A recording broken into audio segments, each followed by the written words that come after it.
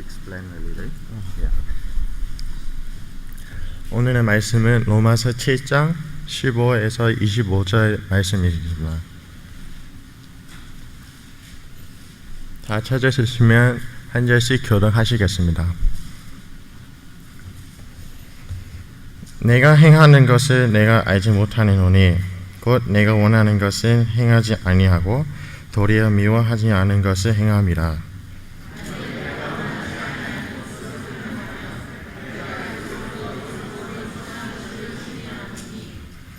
이제는 그것을 행하는 자가 내가 아니요 내 속에 거하는 죄니라.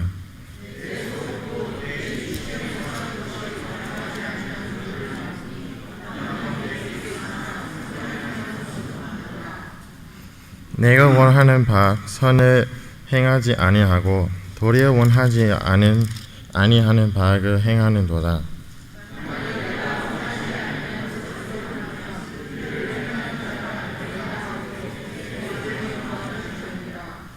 그러므로 내가 한 법을 깨달았노니 곧 선을 행하기 원하는 나에게 악이 함께 있는 것이로다.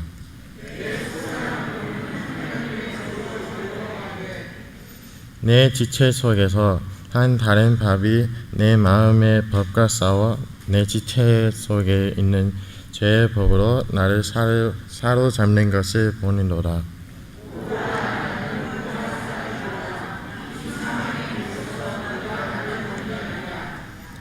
우리 주 예수 그리스도로 말미암아 하나님께 감사하리로라.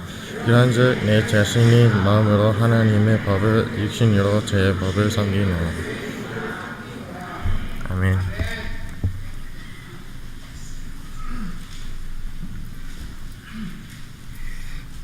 나는 기범이가 영어로 읽을 줄 알았더니 한국말을 꽤 잘 읽어요. It's good for you. 너무 한국말 잘 읽어서 너무 좋아요. 모든 사람에게는 이 종교성이라는 게 있습니다. 종교성, 이게 religious sensibility라는 말인데, 그래서 이렇게 선진국에는 기독교가 많이, 교회가 많이 세워져 있지만, 저기 아일랜드나 제3세계 원주민 속에 들어가게 되면 그들도 그들 나름대로 믿는 신당들을 다 가지고 있어요. 여러분, 동물은 종교성이 없습니다. 근데 우리 사람은 누구든지 남녀노소 불문하고 종교성이라는 게 있어요. 제가 생각을 하니까 저는 어릴 때부터 좀 종교성이 강하지 않았는가 생각을 해요. 제가 유년주일학교를 다닐 때 하나님의 은혜를 이 모양 저 모양 많이 경험을 했어요. 선생님들이 특별히 저를 담임했던 그 선생님이 가르쳐 주시는 그대로 이것이 저에게 하나님의 말씀이 전해져 오게 될 때 어린 나이였지만 제가 이렇게 순수한 영혼으로 그 말씀을 받아들이게 되니까 그 말씀을 받아들이는 어린 저의 마음이 얼마나 기뻤는지 몰라요. 그래서 제가 어릴 때 참 하나님의 그 은혜를 경험을 참 많이 했던 것 같아요. 그런데 제가 키가 자라고 이제 유스가 되고 청년이 되고 어른이 되면서 제 삶을 이렇게 보니까 어릴 때는 그렇게 하나님의 은혜를 많이 받은 것 같았는데 점점 키가 자라고 인격이 자라면서 제 속에 그렇게 많이 변화가 체인지가 그렇게 많이 일어나지 않는 것 같은 것을 느끼면서 제 마음이 고민이 되기 시작을 한 거예요. 왜 이렇지?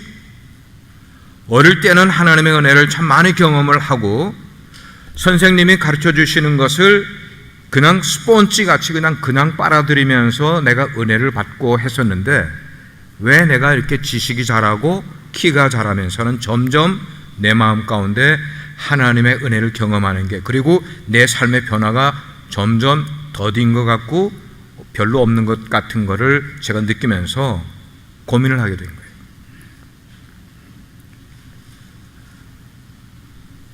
여기 앉아있는 우리 어린아이들, 시은이도 그렇고 시우도 그렇고, 시우 look at me, 잘 봐. 그리고 예슬이도, 목사님이 니네들 향해서 오늘 메시지를 줄 거야. 어린아이들도 그렇고 유스들도 그렇고 그리고 여기 계신 청년들 그리고 우리 성도님들 여러분들에게 제가 지금 고백한 저의 고민이 여러분들에게도 동일하게 있지 않는가를 한번 생각해 보시기 바라요. 지금 저의 얘기만 하지만 여러분들에게 그런 고민이 없는지, 왜 내가 처음에 예수를 믿을 때는 정말 하나님의 은혜를 많이 경험한 것 같고 정말로 많이 경험을 했는데 예수 믿은 지가 시간이 지나고 내가 커가면서 점점 더 하나님의 은혜를 경험하고 내 삶이 변화되는 게 점점 없어지는 것 같은 고민, 이런 게 있단 말이에요. 우리 어린아이들도 교회를 다니면서 예수님을 영접을 해요.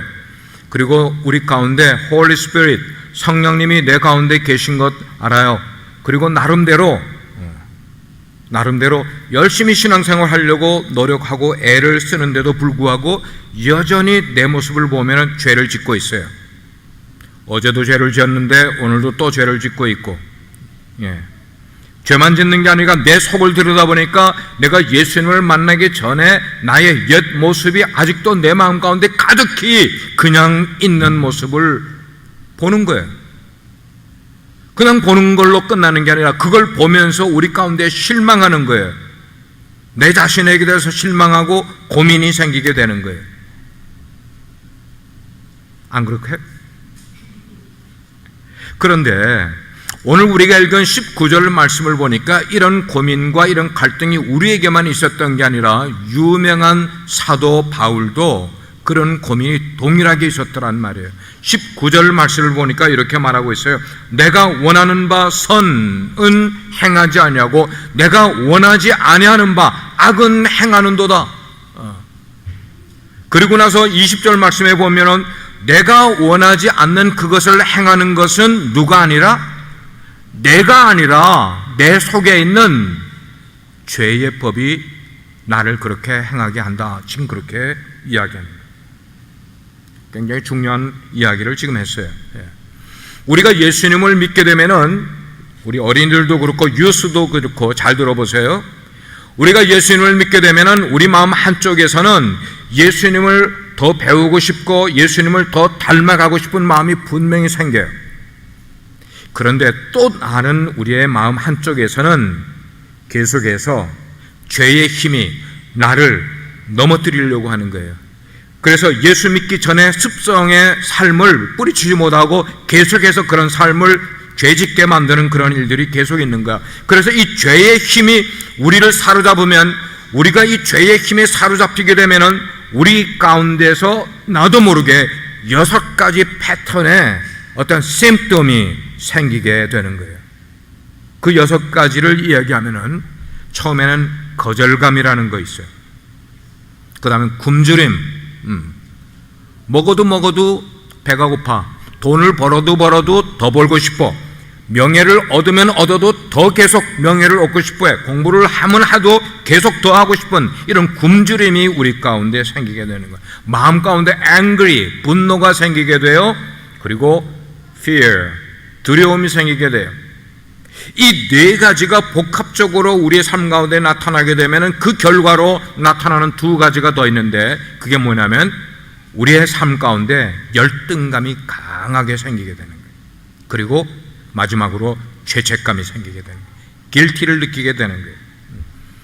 이 가운데서 우리 모든 사람들이 흔하게 그리고 많이 가지고 있는 것 한 가지만 오늘 뽑아서 나눌 텐데, 그게 바로 열등감이라는 거예요. 열등감. 이것이 우리의 인격과 우리의 삶을 얼마나 나쁘게 만드는 것에 대한 것을 여러분과 나누도록 하겠습니다. 이 열등감이 있게 되면은 우리는 자꾸만 다른 사람 눈치를 보기 시작을 하는 거예요. 아내가 남편의 눈치를 보고, 남편이 아내의 눈치를 보고, 자녀들이 부모의 눈치를 보게 되고, 교회를 와도 김집사 눈치를 보고, 목사님 눈치를 보고, 눈치를 봐. 그리고 자기 자신을 자꾸만 컨뎀하는 거예요. 자기를 정죄하는 그런 일들이 생기게 되는 거예요. 우리 어린이들에게도, 우리 유스들에게도 이런 일들이 있어요. 그래서 그런 일들이 어떻게 표현이 되는가 하면은, 내 친구 존은 친구가 참 많은데 나는 친구가 하나도 없네. 우리 집은 부자가 아니라서 가난해서 집도 조그맣고 아파트도 조그마니까 나는 내 친구들 우리 집에 데리고 오는 게 부끄러워. 친구들 우리 집으로 데리고 싶지 않아. 나보다 키가 크고 나보다 잘생긴 친구가 있으면은 그 친구하고 같이 놀고 싶은 생각이 없어져요. 그리고 내 친구는 아빠가 엄마가 친구를 학교에다 바래다 줄 때 BMW를 타고 바래다 주는데 우리 엄마는 꼬작해야 뭐 나쁜 차로 나를 학교에다가 바래다 주는 것 같아. 공부 잘하는 그런 친구를 보게 되면은 같이 놀고 싶지가 않아. 뭐 이런 생각들 우리 아이들에게만 있는 게 아니라 우리 어른들에게도 있고 유th 청년들에게도 다 있는 거예요. 이게 뭐라고 그러는가 하면 문패 열등감이라는 거예요. 여기서 태어난 아이들은 문패를 잘 모르겠는데 한국에 가면은 문패가 다 있어요. 집집마다. 문패 열등감이라는 말이에요. 미국의 어느 대학에서 박사과정을 공부하고 있는 학생들에게 교수님이 종이를 한 장씩을 다 나눠주고 그 종이에다가 여러분들의 스트롱 포인트를 거기다가 적을 수 있는 대로 적어보세요. 여러분의 장점을 적을 수 있는 대로 적어보세요 라고 이야기를 했더니 박사과정에 있는 학생들이 자기의 장점, 스트롱 포인트가 뭔지를 잘 적지를 못하더래요. 교수님이 보니까. 그런데 그 뒷면에다가 그러면 여러분의 weakness point, 여러분의 약점이 뭔지를 거기다가 적어보세요 그러니까 이 박사과정에 있는 학생들이 거기다가 자기의 약점을 적는데 가득 거기다가 적더라는 거예요. 우리가 일반적으로 이해를 하면은 박사과정을 공부하는 사람은 사회에서 탑에 있는 사람들 아닙니까? 그 말은 그들에게는 열등감이 없어야 되는데 그런데 그 박사과정에 있는 학생들이 자기들의 장점은 잘 생각을 하지 않으면서 자신들의 약점, 그 말은 열등감 의식에 가득 젖어 있는 그런 모습을 교수님이 데이터를 내서 설문을 한 내용을 봤어요. 그런 거예요. 우리가 이 세상을 살면서 많은 열등감을 겪게 되는 이거는 대부분이 다 상대적인 열등감이에요. 상대적인 그런 열등감. 그래서 사람들은 상대적인 열등감을 없애기 위해서 자기의 문패를 자꾸만 바꾸려고 노력을 해요. 문패를 더 큰 문패로 만들려고 하고 더 비싼 문패를 가지려고 하고 더 큰 문패를 가지려고 노력을 하는 거예요. 자기의 학벌도 자기의 타이틀도 자기의 명예도 그리고 자기의 집도 더 큰 집을 살려고 그러고 자동차도 더 좋은 자동차를 살려고 노력. 이게 다 자기 문패를 바꾸려고 하는 노력 가운데 그런 일들이 일어나요. 그런데 여러분 거기서 얻는 기쁨은 굉장히 숏해요. 그런 기쁨은 굉장히 잠깐 기쁨을 하는 거예요.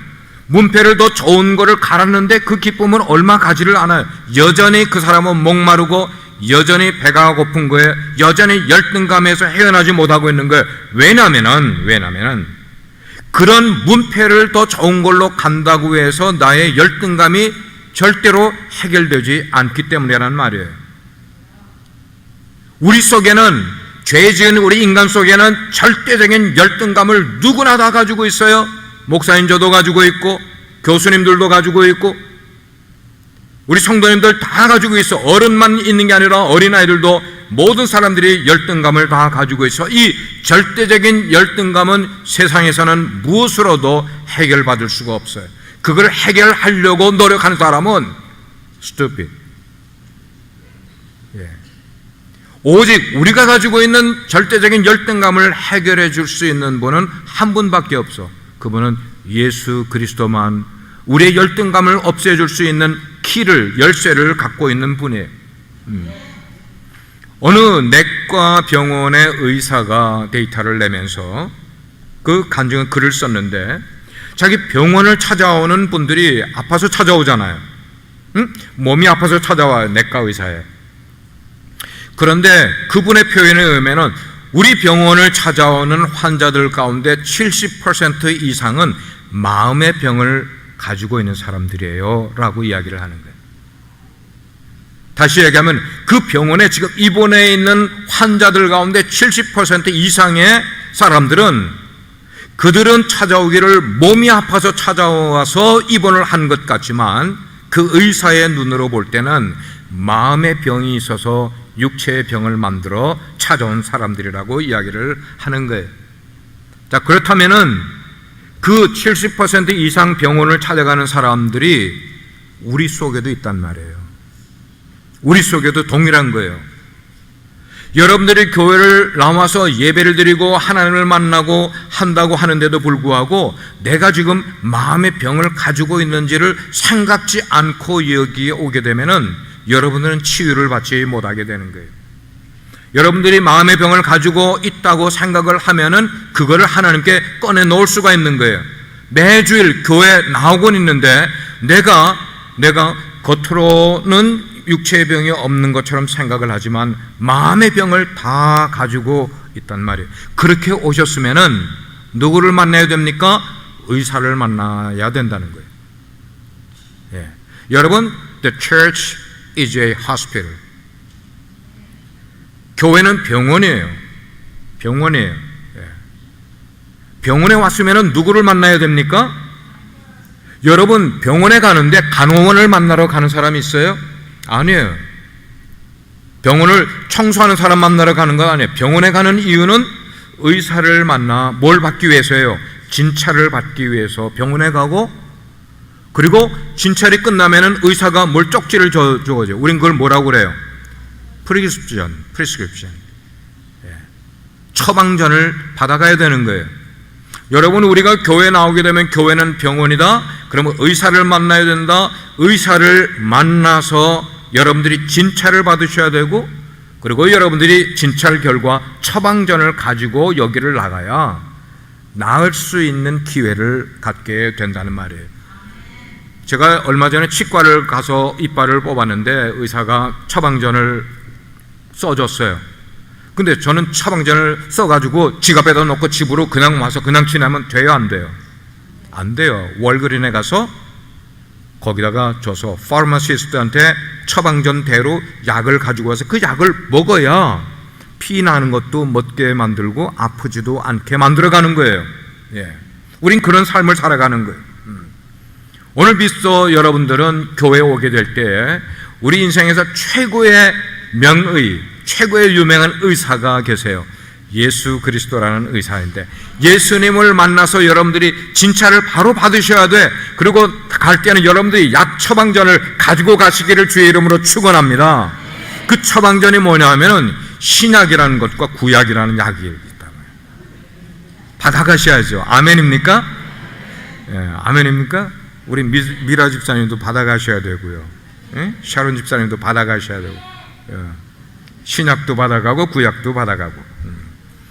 이런 열등감, 우리가 인생을 살아가면서 많은 사람들을 만나요. 직장을 통해서도 만나고, 사업을 통해서도 만나고, 학교 가면은 학교에서도 사람들을 만나고. 근데 사람을 만나고 나면은 우린 그 다음에 그 만났던 사람들을 내 나름대로 평가를 하잖아요. 아, 저 사람은 저런 사람이구나. 이 사람이 이런 사람이구나. 아, 저 사람은 내가 생각했던 것보다 훨씬 친절한 사람이구나. 저 사람 배경을 몰랐을 때는 몰랐는데 배경을 보니까 와우, 대단한 사람이야. 뭐 이렇게 사람들을 평가를 해요. 예. 학생들이 학교에 다니면은 한 학기가 끝나고 나면은 학교에서 뭘 줘요? 성적표를 줘요. 성적표는 뭐 하는 거예요? 내가 공부한 것을 평가하는 거예요. 예. 우리가 다 그렇게 인생을, TV를 보면서 어떤 사건에 대한 이야기가 쭉 나오면 그 사건을 내가 들으면서 아버지는 아버지대로 평가하고 엄마는 엄마대로 평가하고 학생은 그 뉴스를 보면서 자기에게 관계되게 그거를 평가하게 되는 거예요. 그렇게 평가를 하다가 사람들만, 그리고 일들만 평가하는 게 아니라 사람들은 자기 자신을 평가를 하게 돼 있어요. 나는 어떤 사람인가? 나는 어떤 사람이지? 라는 것을 자기 스스로 진단을 하게 돼 있어요. 그렇게 진단을 할 때에 점점 이제 여러분들이 깊이를 들어가는 거예요. 자기 스스로를 평가를 하게 될 때에, 진단하게 될 때, 나는 약한 존재야. 나는 힘이 없는 사람이야. 나는 참 부족한 사람이야. 난 부끄러운 사람이야. 난 자랑할 것이 없는 사람이야. 라고 자기 스스로를 그렇게 생각하는 사람은 이게 열등감인 거예요. 열등감으로 그렇게 생각하는 거예요. 예를 들면은 우리 교회가 예를 들어서 12월쯤 되면은 내년도에 우리 교회를 섬길 사람들을 목회자는 구상을 해요. 이런 포지션에는 이분이 적당하겠어. 이분은 쭉 겪어보니까 이런 거에 능력이 있는 분이야 라고 생각을 해서 제가 그분에게 불러서 부탁을 드려요. 성도님은 내년도에 이런 일로 교회를 섬겨주시면 좋겠습니다 라고 이야기를 하면은 극구 사양을 해. 자기는 못한다는 거예요. 자기는 그런 능력도 없고 그런 재능도 없다고 그러는 거예요. 이렇게 대답하는 사람들의 대다수는 그 속에서 뭐가 지금 발동이 됐을까요? 열등감이 발동이 돼서 그런 대답을 하게 된다는 거예요. 반면에 우리가 하나님 앞에 설 때에 하나님, 저는 정말 약한 존재예요. 저는 정말 못난 사람이에요. 저는 죄가 많은 사람이에요 라고 말하는 것은 이건 열등감에서 나오는 게 결코 아니에요. 하나님 앞에서 그렇게 하는 건 오히려 겸손하기 때문에 그렇게 나오는 거야. 열등감이라는 건 뭔가 하면 자기와 비교해서 비슷한 사람들과 비교했을 때 자기가 할 수 있는 일 그것과 비슷한 그런 일을 만났을 때에 자기를 이렇게 못하다고 생각하는 이런 것들이 열등감에서 나오는 거예요. 예를 들면은 7살짜리 여자아이가 아이스케이팅을 갔어요. 그런데 아이스케이팅 한참 막 이렇게 끄덕끄덕 타고 있는데 저쪽에서 김연아 선수가 딱 타고 나오는 거야. 아이스케이팅을. 근데 이 7살짜리가 김연아 선수를 보니까 내가 열등감 느껴? 말이 맞아요, 안 맞아요? 그건 안 맞는 거예요. 그렇게 하는 건 그건 열등감이 아니라는 거예요. 그건 너무나 큰 차이가 있기 때문에 그런 거는 열등감 느낄 필요가 없네요. 우리가 하나님 앞에 열등감을 느낀다면은 그거는 하나님께 도전하는 거예요. 하나님 앞에서는 우리가 열등감 느낄 이유가 없어요. 그러면 이 열등감이 왜 우리에게 생기나 하는 거야. 왜 우리에게 열등감이 생기냐. 이제 여러분에게 영상을 하나 보여드릴 텐데 우리 아이들을 위해서 한번 영상 준비된 거 있어요?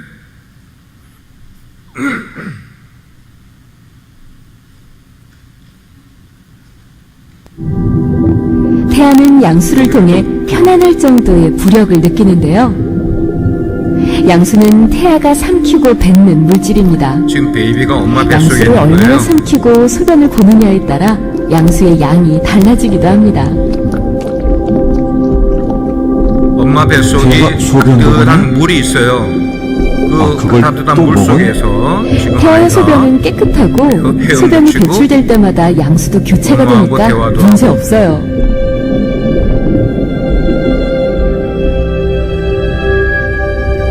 저 안에서 그리고 아이가 양수는 똥도 싸고 외부 오줌도 싸고 충격으로부터 태아를 그러고 또 보호하는 지가 먹고. 쿠션 역할을 해준답니다.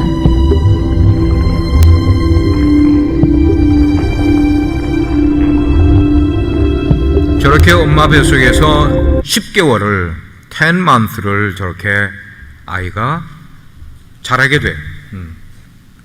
자기가 엄마 뱃속에 있을 때는 마음대로 자기 혼자서 생각하고 혼자서 행동하고 그러다가 엄마 뱃속에서 이렇게 쫙 나오니까 뱃속에 있을 때는 거기에 물이 있으니까 따뜻한 거를 느꼈는데 세상으로 쭉 나오게 되니까 세상은 굉장히 드라이하잖아요.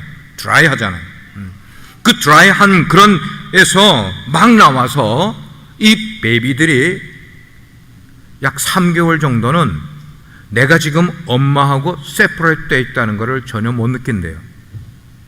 아직도 엄마랑 하나라고 생각을 하는 거예요. 언제까지요? 대략 한 3개월 될 때까지는 그렇게 지내는 거예요. 엄마하고 세퍼레이트 하고 느끼지를 못하는 거야. 이렇게 이 세상에 태어난 베이비가 자기가 어떤 거를 말하려고 할 때 그 말하려고 하는 거를 뭘 통해서 다 이야기를 할까요? 하나밖에 없어요. 뭐예요? crying. 우는 거야. 배가 고프면은 배고프다고 말하지 않고 뭐 해요? 울어. 뭔가가 이렇게 좀 자기가 이렇게 아프다고 생각하면 아이는 어떻게 해요? 하고 울어. 제가 평소에 이렇게 설교 안 하는데 애들이 있으니까. 그렇게 울어. 그리고 마음이 좀 불안할 때가 있거든요. 어린아이들도. 그럼 불안하면 울어. 무서울 때가 있어요. 아이들이 무서움을 느끼면 그냥 울어요. 뿐만 아니고 아이들이 똥을 싸고 오줌을 쌀 때에 내가 똥 쌌어, 미안해, 부끄러워요, 안 부끄러워해요? 애들이. 예슬이 베이비가 똥 싸고 부끄러워해, 안 해? 해요? 예슬이는 부끄러워했어요? No. 베이비는 절대 그런 거 부끄러워하지 않아요. 배가 고플 때든지 내가 아플 때든지 두려울 때든지 그냥 이 아이는 뭐만 하면 돼요? 울기만 하면 되는 거야. 앙 하면은 이렇게 울게 되면은 이 아이를 사랑으로 케어해 주고 있는 아빠나 엄마가 울음소리를 듣고 당장 와서 이 아이에게 젖병을 물려줘. 배고픈 거 하면 젖병을 물려주고, 기저귀를 갈아야 될 것 같으면은 똥 싼 거 다이어프를 갈아서 새 걸로 갈아주면 찝찝한 기분이 없어지고, 두려우면은 이 아이를 이렇게 아빠나 엄마가 꼭 이렇게 안아주면은 엄마의 품속에서 아이는 굉장히 컴포터블한 거야. 두려움을 없게 되는 거예요. 이렇게 엄마나 아빠로부터 깊은 사랑과 넓은 사랑을 아이들이 받고 어린 시절을 이렇게 지내게 되면 2살, 3살까지 지내게 되면 아이들의 생각 속에 자기를 어떻게 생각하는가 하면 I am a good person.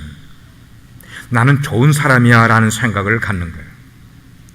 그래서 이 어릴 때에 자기가 좋은 사람이라고 생각하면서 자란 아이는 어른이 돼서도 자기의 존재가 늘 좋은 사람처럼 생각을 하는 거예요. 그러나 반대의 경우를 여러분께 이야기를 하겠어요. 아이가 배가 고파서 응앙 하고 울었어. 뭔가가 두려워서 애가 울기 시작을 했어요. 기저귀에 똥을 싸서 기분이 찝찝해서 지금 울었어요. 이 우는 것은 사인을 보내는 거야. 나를 와서 지금 케어해달라는 사인을 보냈는데도 불구하고 이 베이비가 사인을 보낸 거에 대해서 적절하게 조치를 하지 않고 와서 케어를 해주는 사람을 만나지 못하면 이 베이비가 속으로 생각을 할 때 뭐라고 생각하는가 하면 I am a bad person. 나는 사람들에게 싫어버림받은 존재야. 사람들은 나를 케어해주지 않아.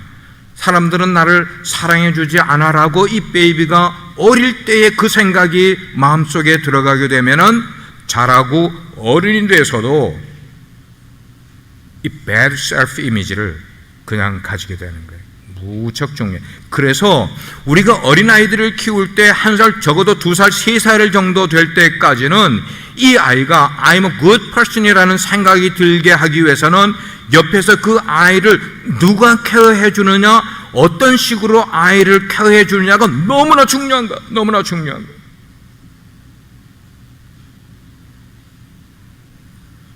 내가 잠이 자고 싶어서 그냥 잠자는데 애가 막 울어도요, 애 안 우는 거 그냥 disregard 하고 내가 그냥 잠을 자버리면은 아이는 그 생각 속에서 나는 거절받는다.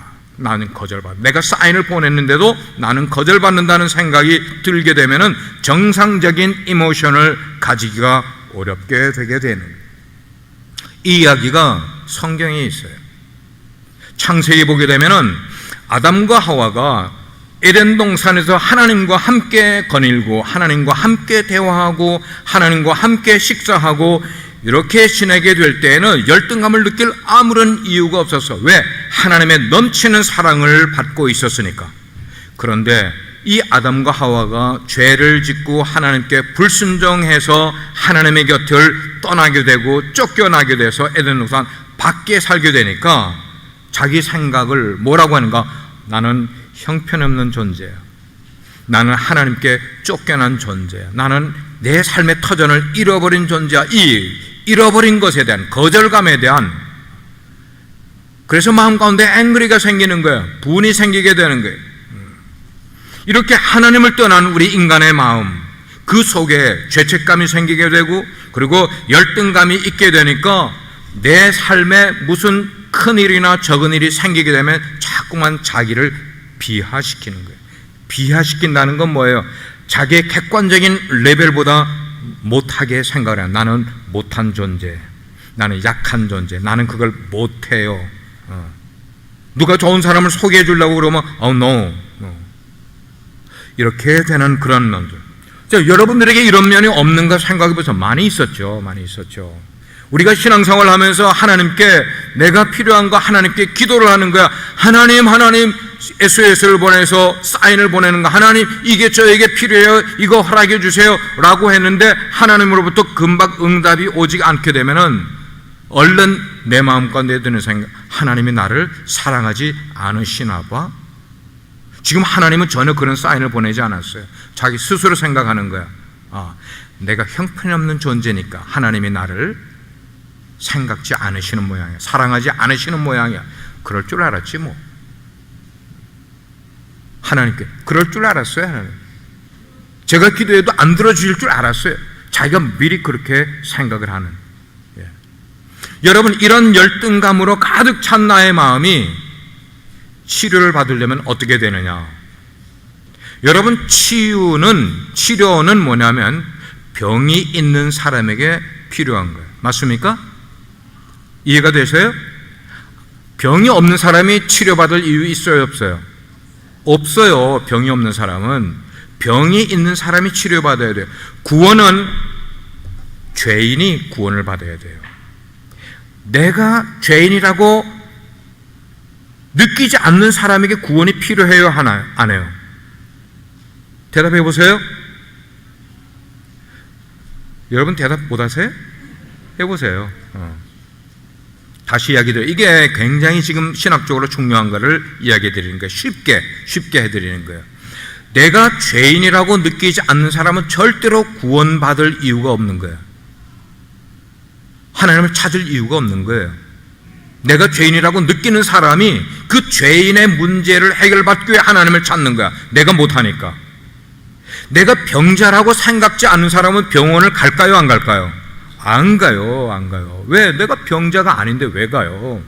근데 내가 병이 있다고 생각하는 사람은 병원에 가서 치료를 받으려고 가게 되는 거예요. 내가 죄인임을 깨닫는 사람에게 하나님의 구원이 임하게 되어 있어요.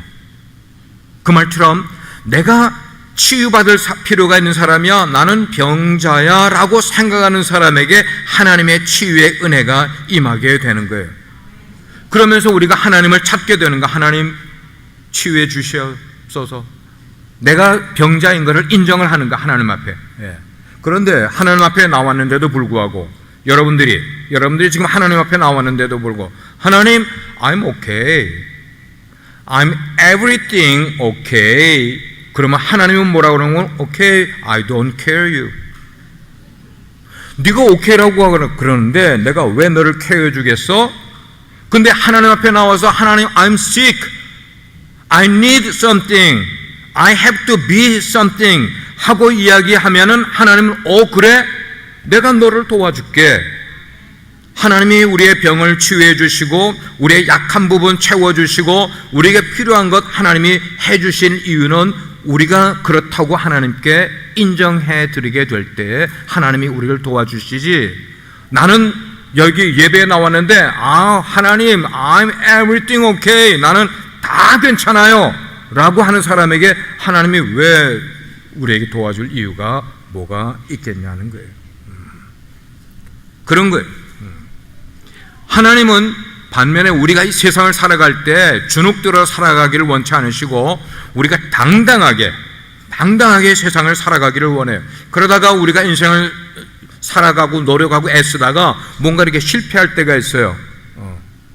실패할 때 너무나 자책하지 않기를 하나님이 원하세요. 너무나 스스로 셀프 퍼니시먼트를 하지 않게. 뿐만 아니고 우리가 실수할 수가 있어요. 실패할 때가 있단 말이에요. 아니면 우리가 세상에서 커다랗게 성공을 했다고 해서 너무나 be proud 하지 않기도 하나님이 원하세요.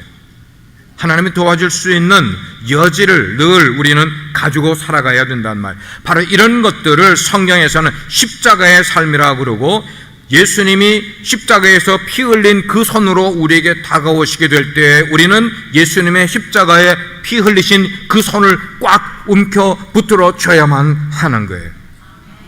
이게 우리의 신앙이라는 거예요. 우리의 마음에 병이 있을 때 우리는 스스로 치유할 수가 없어요. 만약에 남편이 나는 내 아내를 정말 사랑해야지, 그러면 사랑이 될까요? 아니요. 아내가 나는 남편을 정말 기쁘게 하는, 그리고 사랑하는 그런 삶을 살아갈 거야 라고 노력을 한다고 해서 그렇게 될 수 있는가? 그거 아니에요. 자녀들이 부모에게 나는 부모 말씀에 정말 순종하고 부모님 말씀을 정말 잘 들으면서 살아갈 거야 라고 속에서 생각을 한다고 해서 그렇게 똑바로 바르게 살아갈 수 있느냐? 자기 힘으로 되는 게 아니에요. 우리 속에는 남을 사랑할 만한 능력이 있어요, 없어요? 성경은 없다고 이야기를 하고 있어요. 우리 인간 속에는 우리 힘으로 남을 사랑할 수 있는 능력이 없다고 말씀하는 거예요. 남편이 아내를 사랑하려고 몸부림치가 될 문제가 아니라는 거. 몸부림치다가 보면은 의처증이 돼버려요. 아내를 너무너무 사랑하려고 노력을 하다 보니까 자기도 모르게 의처증이 되는 거예요. 아내가 남편을 너무너무 사랑하려고 하다가 보니까 의부증이 되는 거예요. 우리 속에 있는 죄의 법이라는 게 있단 말이에요. 내가 사랑하는 게 아니라 우리 속에 있는 이 죄의 법이 아내를 사랑하지 못하게 막고 있으면은 우리가 절대로 아내를 사랑하려고 해서 사랑이 안 되고 그러니까 아내가 남편을 사랑하려고 해서 사랑해지는 게 아닌 거예요. 죄의 법이 우리를 막고 있으면 안 되는 거예요. 이 죄의 법이라는 것은 우리 눈에 늘 상대방의 약점과 상대방의 허물을 보게 만드는 것이 우리 속에 있는 죄의 법이라는 거야. 남편이 늘 아내의 약점만 지적을 하는 사람은 그 남편의 마음 가운데 죄의 법이 그를 다스리고 있기 때문에 그런 거예요. 교회 나오면은 김 집사가 박 집사를 맨날 싫어하고 정죄하는 이유는 뭐냐면 김 집사의 마음속에 죄의 법이 사로잡고 있기 때문에 그런 거예요. 우리가 살아가면서 우리는 자꾸만 때문에 남을 거기다 긋어요. 내 자녀가 너무나 속색이기 때문에, 내 남편이 어쩌고 저쩌고 그러기 때문에, 아이들은 뭐야? 아빠 엄마가 너무 잔소리를 많이 하기 때문에, 교회 가면은 그 김집사 때문에, 이렇게 때문에라는 생각과 그런 말이 내 입에서 자주 나오게 되면은 빨리 우리 자신들을 깨달아야 되는 게, 나는 지금 성령의 법에 사로잡힌 삶을 살아가는 게 아니라 죄의 법에 사로잡힌 삶을 살아가고 있는 거야. 죄의 법이 나를 컨트롤하면은 자꾸만 이유를 딴 사람에게 때문에로 던지는 거야. 누구 때문에, 뭐 때문에, 이유를 그렇게 되는 거야. 그러면 우리가 그런 걸 어떻게 얘기하게 되느냐? 죄의 법이 나를 다스리려고 하면은 우리는 손을 들고 하나님의 이름으로 사탄아 물러가라. Go away in the name of Jesus Christ. 한번 여러분 따라 하시길 바랍니다. Go away in the name of Jesus Christ. 여기만 그렇게 하시라는 게 아니라 여러분의 삶에서 그렇게 하시란 말이에요. 사탄아 물러가라, 이렇게 이야기하는 거예요. 장 목사가 목사의 역할을 하는 것은 제가 능력이 있어서 하는 게 아니라 하나님의 은혜에 사로잡히게 되니까 제가 이 역할을 하는 거예요. 여러분이 어떤 집사님입니까? 그 집사님의 역할을 여러분이 능력이 있어서 잘 하는 게 아니라 하나님이 여러분을 은혜로 붙들어 주시면은 집사의 역할을 잘 하고, 하나님이 여러분들에게 은혜를 베풀어 주시면 목자의 역할을 잘 할 수 있게 되는 거예요. 그거 하나님이 주시는 힘으로 하는 거예요. 마찬가지로 우리 가운데 그런 열등감이 있다면은 주님이 나를 치료해 주셔야만 우리는 주님의 일을 할 수가 있는 거예요. 여러분 속에 있는 열등감을 치유받지 않고 하나님의 일을 아무리 하려고 노력을 해도 그 일은 성사되지 않을 거예요. 사람들에게도 인정받지 못하고 하나님께도 인정받지 못할 거예요. 내가 하나님의 일꾼으로 교회에서 충성된 일꾼이 되기 원하면은 내 속에 있는 이 내면의 병, 열등감부터 치유를 받아야 되는 줄 믿으시길 바랍니다. 예. 그래서 우리가 그렇게 기도를 해요. 하나님 앞에 나와 두 손 들고 주님, 저의 내면을 치료해 주세요. 아멘입니까? 주님, 저의 내면을 치료해 주세요. 제 내면이 치유를 받아야만 되겠어요. 그러므로 우리 속에 있는 그런 열등감을 우리가 치유받으면은 우리 마음으로 하나님을 인정해 드리는 것, 하나님 제 삶 가운데 주인이 되어 주셔서 하나님이 내 인생의 키를 만들어 잡아 주세요. 그리고 내 속에 실수가 있는 거, 내 속에 상처가 있는 거, 그리고 내 속에 한계가 있는 것을 빨리 인정해야 된다는 말이에요. 아까 이야기했잖아요. 병원에 아픈 사람이 치료받을 필요가 있다는 말이에요. 내 속에 그런 것들이 한계, 그리고 내 어떤 그 상처 이런 것들을 하나님 앞에 드러내놓고 인정을 해야만 되는 거야. 나의 나 된 것은 하나님의 은혜입니다라고 하나님을 고백해야만 되는 거예요. 그런 고백이 우리 속에서부터 깊은 데서부터 솟아나오게 될 때 내 마음속에 열등감이 치유가 되고, 치유가 된 사람은 하나님의 놀라운 일들을 감당할 수 있는 능력이 생기는 줄 믿습니다. 여러분, 우리 속에 열등감 없으면 좋겠지만 절대로 없을 수가 없어요. 이 열등감, 이게 없는 게 중요한 게 아니라 내 속에 있는 열등감을 하나님 앞에 가지고 나와서 꺼내놓는 게 중요한 거예요. 예. 예수님은 세상에 오셔서 늘 고아들하고 과부들의 친구가 되어주셨어요. 예. 근데 이 고아들이 문제는 뭐냐면 배고픈 삶을 그 고아들에게 먹을 것을 줬는데도 그 먹을 것을 먹고 나서도 이 고아들은 여전히 배가 고파. 무슨 뜻인지 이해가 되세요? 고아들에게 필요한 거는 음식도 필요하지만 뭐가 필요했을까요? 사랑이 필요한 거예요. 예. 관심이 필요한 거예요. 고아들에게 우리가 먹는 걸 갖다 주고 우리가 입는 것 갖다 줘도, 우리가 입는 것보다 더 좋은 거를 갖다 줘도 고아들은 그 좋은 옷을 입고도 배고픈 거야. 왜요? 그들에게 필요한 거는 내면에 사랑이 필요하고 관심이 필요하기 때문인 거예요. 우리가 주님 앞에 나가게 될 때, 주님, 저는 죄인입니다. 죄의 모습을 주님 앞에 열어놓고 나가야 되는 거예요. 열어놓고 나가셔야 되는 거예요. 주님, 제 모습 보세요. 여전히 저는 세상에 더 많은 것을 소유하려고 애를 쓰고 살아가고 있지 않습니까? 주님, 저를 보세요. 저는 지금도 먹고 노는 것을 좋아하는 삶을 살아가고 있지 않아요? 주님, 제 모습을 보세요. 여전히 저는 내 손에 더 많은 것을 움켜쥐려고 애를 쓰며 살아가고 있지 않아요? 여러분, 이런 게 열등한 마음에서 나오는 거예요. 예. 마음이 열등감이 없는 그런 사람은 많이 있어도 행복하고 적게 있어도 행복해. 큰 거가 있어도 행복하지만 작은 것만 가지고도 행복할 수 있는 것은 속에 열등감이 없으면. 그러므로 이제 나의 그런 모습을 보게 되면 주님 앞에 다 꺼내놓으시길 바랍니다. 꺼내놓고 주님께서 sometimes 우리에게 다가오셔서 눈물을 흘려주실 거예요. 네가 힘들게 살았지? 네가 정말 아픔을 가지고 인생을 살아왔지? 주님이 우리를 따뜻하게 안아주실 거예요. 허그해 주실 거예요. 근데 또 어떤 때는 주님이 다가오셔서 우리에게 채찍질을 하실 수 있어요. 매를 때릴 때도 있단 말이에요. 왜? 바르게 살지 못할 때는 주님이 다가오셔서 우리를 매를 뗄 때 있어요. 이렇게 주님의 피 묻은 손이 우리 삶 가운데 다가오게 될 때 우린 그걸 꽉 붙들어야 돼. 꽉 붙들고 우리 속에 있는 열등감을 치유를 받아야만 된단 말이에요. 그렇게 오늘 예배에 나와서 주님을 만나면서 세상에서 최고의 의사이신 주님을 만나 여러분 속에 있는 것이 치유받았고, 그리고 여러분이 건강한 모습으로 이 전을 나가 건강한 삶을 살아갈 수 있기를 주의 이름으로 축복합니다. 기도하겠어요. 하나님, 오늘은 우리 속에 있는 열등감에 대한 말씀을 나눴습니다. 아담과 하와가 에덴 동산에서 하나님과 함께 살 때는 열등감을 느낄 이유가 없었지만 죄를 짓고 하나님의 곁을 떠나게 될 때부터 그 속에 형편없는 존재라는 열등감을 갖게 되었습니다. 우리가 예배에 나오지만 우리 가운데도 그런 열등감이 있을 것입니다. 주님, 그래서 우리 삶이 힘들었습니다. 남을 똑바로 쳐다보지 못했습니다. 눈치 보며 살았습니다. 늘 우리 자신들을 정죄하면서 살았습니다.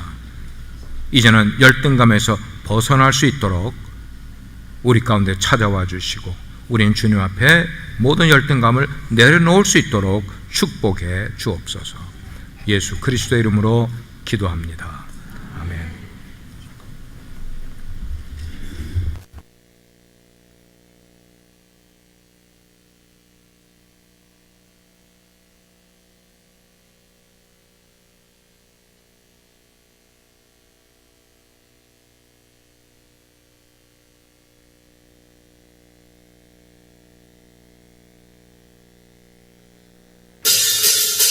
높이 계신 주님께 우리 여기 모이니 만고와 주님을 높이는 것. 높이 계신 주님께 우리 여기 모이니 만고와 주님을 높이는 것.